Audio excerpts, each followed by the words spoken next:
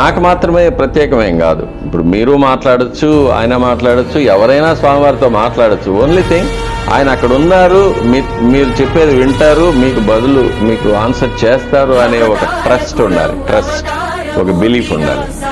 ఉన్నప్పుడు స్వామివారు సర్వాంతర్యామి. స్వామివారికి భగవద్గీతలో కృష్ణ పరమాత్మ చెప్పినట్టు ఎవరెవరికి వారి కర్మఫలాలు అందిస్తూ ఉంటానే కానీ నాకు వ్యక్తిగతంగా కావలసిన వాళ్ళు, నాకు శత్రువులు అనేవాళ్ళు ఎవరూ లేరు. అందరూ నాకు సమానమే.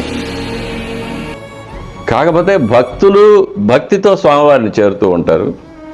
దుర్మార్గులు దుష్ట చింతనతో ఆయనకు దూరం అయిపోతూ ఉంటారు.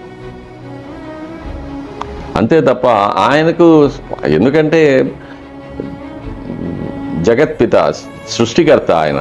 కాబట్టి ఆయన ఈ చరాచర ప్రపంచమంతా కూడా ఆయన సంతానమే. కాబట్టి ఆయనకు ఎక్కువ తక్కువ అనేది ఏముండదు.